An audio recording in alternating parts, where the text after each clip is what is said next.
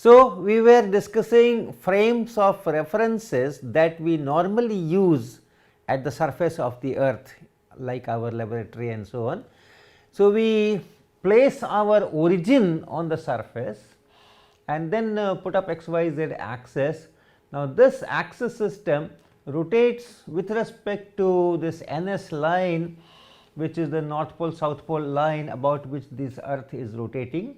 At the same time, the origin is going in a circle, because origin is also fixed on the earth, the entire earth is rotating, x, y, z, everything rotate about that same axis, and then we set up our equations.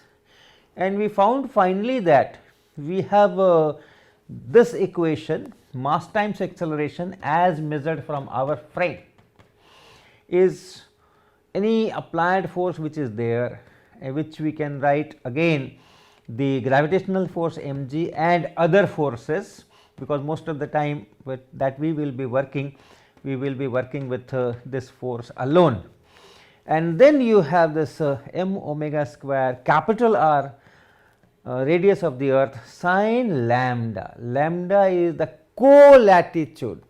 So, from this equator, how much above we are, that angle is known as latitude, and 90 degrees minus that, that means angle from this rotation axis and this vertical angle between that is lambda, known as co-latitude. So, that lambda is here, and then the direction of this term is towards the outward radial direction of this circle like this. So, that E cap I have written, and then we have usual centrifugal force term and Coriolis force term, and this small r is the position vector of the particle from the origin that we have chosen on the surface. So, this is the equation, and these two terms if I consider, I can write this as m into this g effective, and g effective is the g which is the vertically downward direction passing through the center of the earth, that is this, and then together with this we have omega square capital R sin lambda and E cap, and this g effective is independent of your particle, the motion of the particle or anything, mass of the particle, velocity of the particle, it is all independent, it is fixed at a particular position of the origin, right, of your frame. So, that lambda decides whether you are working in Kanpur or you are working in Shimla or you are working in Srinagar. So, that will decide lambda, but it is independent of particles. Once you have fixed the frame, this term is fixed. Okay. So, this whole thing which is independent of your particle and its motion is known as g effective, and let us see what this g effective is, how much it differs from the real g. We have to just change this g to g effective if we want to work on this frame. So, our first task is to look at this g effective. All right. So, once again let me draw this. Your g is towards the center. So, let me draw another circle because that is too clumsy.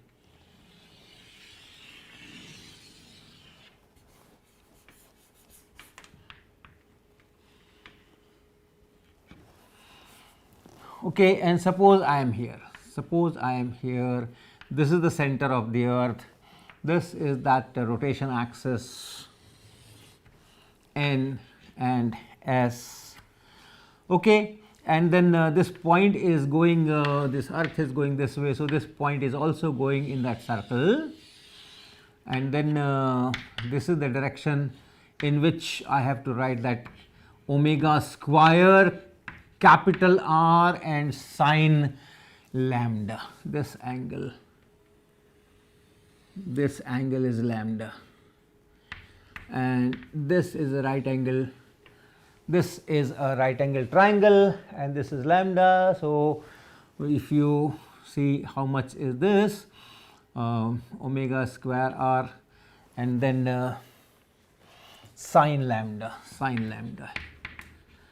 in this particular direction. So, that is this term, and g is in this direction, g is in this direction, 9.8 meter per second square, that g is in this direction, and resultant of these two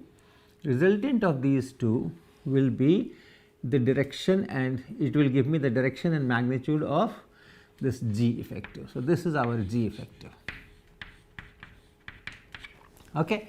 So, because of the presence of this term in general, this resultant will not pass through the center of the earth.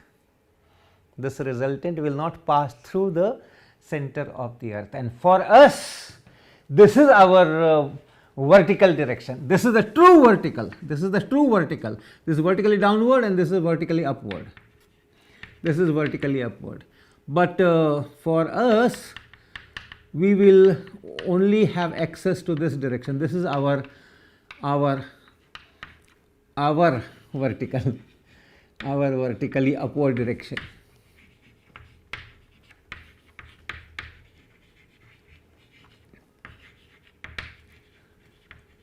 What does this mean? This means that if I have, let us say, a pendulum just staying at rest, not oscillating. So, I have just suspended a pendulum and it is at its rest. That strain, we understand this is the vertical direction. That is how operatively we find our vertical. Plumb line, people call it plumb line, all these walls which are there in the room, they are made vertical by using the plumb lines. So, they just suspend some heavy block here, heavy ball here, and then they make all the walls, vertical walls, parallel to that string. So, this is our vertical, okay, which is in fact in the direction of this g effective, because since it is in equilibrium, and there is no Coriolis force, and I can put up my origin right here. So, that this term is also 0, and therefore, this t here and this m times g effective here, they should balance each other, and therefore, the direction of this string should be in the direction of this g effective opposite to that, and the magnitude should be equal to mass times g effective. For us, this is the vertical. For us sitting here, this is the vertical direction, this is the vertical direction, which is not passing through the center. When we make things horizontal, normally when buildings are made, we need floor to be very horizontal, the beams, many of the beams are horizontal. So, these people use water level, okay, because free surface of water is always horizontal. Now, what is that horizontal?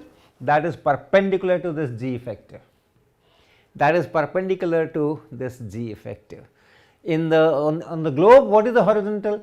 It is a tangent plane to this surface. If I show you on the globe, suppose this is our earth, this is the axis of rotation, north pole of this earth, south pole of the earth, and then this earth is rotating about this, and suppose our laboratory is somewhere here, suppose somewhere here. So, what is vertical? This is vertical, this direction is vertical, which is going through the center of the earth and the point where you are looking for that vertical, and perpendicular to this vertical, that will be the tangent plane on the earth's surface from this point, this tangent plane, this is the horizontal perpendicular to the vertical, and then in this horizontal I have north, south, east, west, everything. And how do I define north? This is north pole.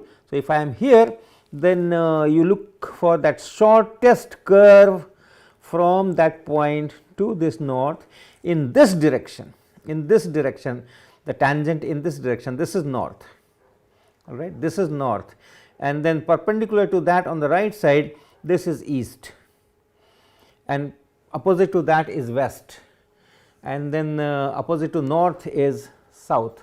So, that is how our directions east, west, north, south are determined. all in the plane which is tangent to this earth surface from the point of your interest, from the origin of your frame of reference. So, that is how north, south, east, west are defined. At different places these directions will be different, but wherever you are, accordingly you define north, south, east, west, horizontal. But in when we are determining the horizontal plane using water level or whatever, it is not the tangent, it is slightly different, it is perpendicular to G effective and not G. Okay. So, that is the situation. Now, let us see how much is the effect, how much is this deviation angle, how much is the difference between this G and this G effect. So, it is a simple parallelogram addition of two vectors, one is G here, another is omega square r sin lambda here, and there is an angle between these two, and how much is that angle? If this is lambda, this angle is 90 minus lambda, and therefore, this angle is theta equal to, not this theta, it is 90 degrees plus lambda, this angle between these two vectors. So, I have now two vectors, and this is the parallelogram law addition of these two, this is G effective. So, you remember, if you have a vector A here and a vector B here, and the angle between them is theta, and this is how you complete the parallelogram, and then you say that this is that resultant of these two, this is that sum of these two resultant, and you can call it C, and then C square, magnitude of C square is equal to A square plus B square plus 2AB cos theta. This is the magnitude, and this resultant makes an angle alpha with this A vector, where tan of alpha is, if this is alpha, tan alpha is this perpendicular divided by this base, and this perpendicular itself, this is theta, remember, and this is B, so this is B. So, this perpendicular itself is B sin theta, and then divided by this whole thing, which is A plus B cos theta. So, this is our class 10th vector addition rules. Accordingly, let us apply it here. So, the magnitude of G effective square is equal to A square, first vector, let us say this vector G, then plus B square, that is omega square r sin lambda whole square, and then plus 2 times A B, that means G here, omega square r sin lambda here, and cos of the angle between the two vectors. So, cos of 90 degrees plus lambda, the angle between the two vectors is 90 degrees plus lambda. So, G effective is equal to square root of G square, or you can take that G here if you so wish, you can take this G here. So, it is 1 here plus omega square r by G, and then sin lambda square of this, and minus cos of 90 degree plus lambda is minus sin lambda. So, minus 2 times omega square r by G and sin square lambda to the power half. Okay. This G square we have taken out, and power half, therefore, it is G. So, divide by G square. So, 1 here, omega square r sin lambda whole square divided by G square. So, that is here omega square r sin lambda by G square. Then this is minus of sin lambda. So, it becomes sin square lambda here, and a minus sign, and divide by G square. So, 2 times omega square r sin square lambda by G to the power half. So, this is the magnitude, and the direction this how much is this angle alpha from the true vertical, how much is our vertical deviated. So, that angle is alpha. So, tan alpha is, it is from the G. So, if it is from A, then this formula is used. So, tan alpha will be the other vector omega square r sin lambda, it is this B, and then multiplied by sine of theta. Theta is the angle between A and B. So, theta is the angle between these two vectors, which is 90 degree plus lambda. So, sine of 90 degrees plus lambda, and divided by the first vector, which is G, and then plus the second vector, which is omega square r sin lambda, and then cos of theta. So, cos of 90 degrees plus lambda, this will be omega square r sin lambda, cos lambda divided by, and then this quantity G minus omega square r and then sin square lambda. Okay. So, let us work with numbers. How much is omega, how much is capital R, and so on. So, how much will be alpha and how much will be this G effective. So, let us have some feel of numbers, right. So, start with this omega. What is this omega? This omega is the angular speed of rotation of earth about its axis, and you know how much it is. This will be 2 pi. Earth rotates by 2 pi radians in 24 hours. So, 24 into 3600 radian per second, and if you work out, this turns out to be around 7.29 into 10 to the power minus 5 radian per second. So, it is a small number. If I am using everything in SI, then this omega is 7.29 into 10 power minus 5, it is a small number, and omega square r, because wherever this omega is coming, it is coming in this combination omega square r. Okay. So, omega square r. So, this is 7.29 square and into 10 power minus 10 multiplied by r, capital R, this is the radius of the earth. So, 6400 kilometers into 10 power 3 meters. So, this is it. So, this quantity is something like 53.0 into 64 and then 5 here and into 10 power minus 5. So, that is omega square r, and this turns out to be 0.034 what meter per second square.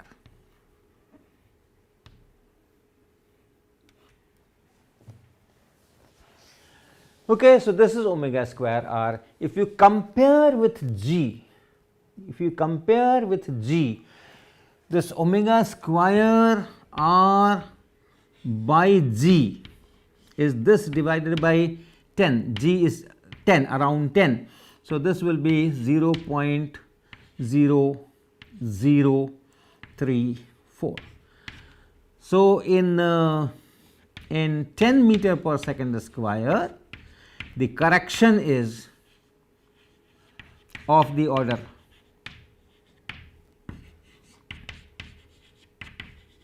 we will just work it out why I am saying this, is of the order 0.034 meter per second square. So, in 100 it will be 0.34.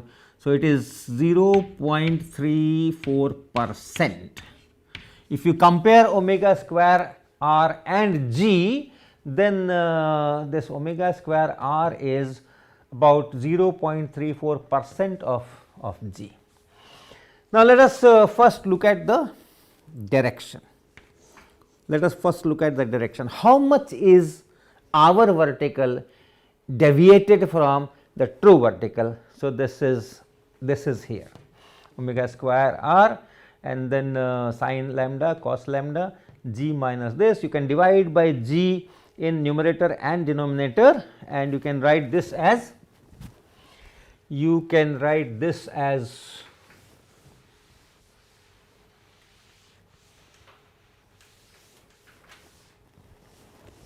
tan alpha is equal to, or we can write it here, we have space, divide by g. So, omega square r by g, and then sin lambda and cos lambda, and then whole thing divided by 1 minus omega square r by g, and then sin square lambda.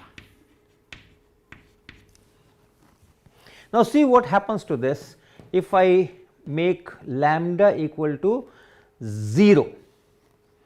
If I make lambda equal to 0 on the globe, where am I? If this lambda is 0, where am I? I am at the North Pole, or if this lambda is pi, I am on the South Pole. Okay, so, this will be sin lambda into cos lambda. If lambda is 0, this is 0, and therefore, alpha is 0, tan alpha is 0 and alpha is 0, no deviation, no deviation. And it should be like this, because if you are here, how much is this omega square capital R sin lambda, right? This sin lambda is 0, this whole number is 0, this whole vector is 0. This r sin lambda is in fact this radius, r sin lambda is this radius, this whole thing is capital R, and this is lambda, and it is this radius for which we had written this omega square, this capital R into sin lambda. And if you are here on the poles, this radius is 0. If you are here, then this radius is this much. If you are here, this radius is this much. At the pole, this radius is 0. So, you do not have that term, you only have this mg, and therefore, the g effective is in this direction. The magnitude is also not changed, because this vector is itself 0.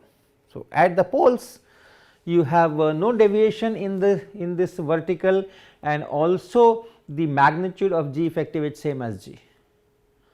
What happens if I am, so lambda equal to 0, alpha is equal to 0, no deviation. What if lambda is equal to pi by 2, and here g effective is same as g value. If lambda is pi by 2, where you are? If lambda is pi by 2, you are somewhere on the equator, you are here. And everywhere on the equator, lambda is 90 degrees, right. When you define this lambda, all these points on the globe, you have same lambda, because from anywhere you draw this radius, it will be like a cone, and this will be the perpendicular cross section. So, lambda equal to pi by 2, you have cos lambda sitting here, cos of pi by 2 is 0, and therefore, this quantity is again 0, alpha is again 0. What is the significance? If you are on the equator, g, the real vertical is in this direction, passing through the center of the earth, this is the real g. So, if you are somewhere on the equator of the earth, then this small g is passing through the center of the earth, and this circle is now here, and therefore, this direction is here. So, it is the same direction, omega square r into sin lambda, and sin lambda is 1. So, this whole radius of the earth is here, omega square times r here and g here.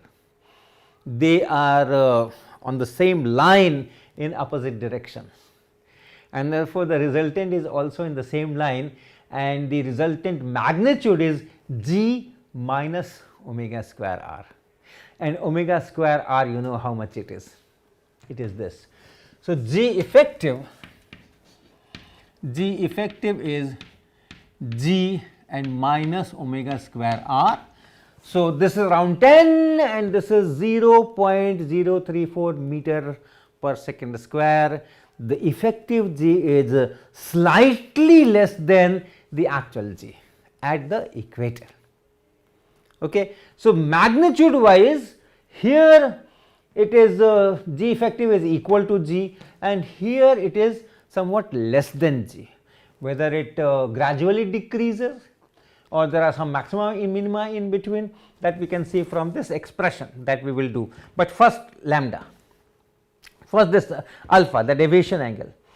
The deviation angle, if you see this sine lambda cos lambda, then since this 1 is here and this quantity is very small, omega square by r by g 0.0034 unit less, and therefore, this whole quantity is very small, whatever is lambda. If lambda is pi by 2, this is 1, otherwise it changes, and therefore, the denominator will not make much of difference as lambda varies, but this thing you can say sine lambda and cos lambda, and you can find at which lambda this is maximum. It is 0 at lambda equal to 0, it is 0 at lambda equal to pi by 2.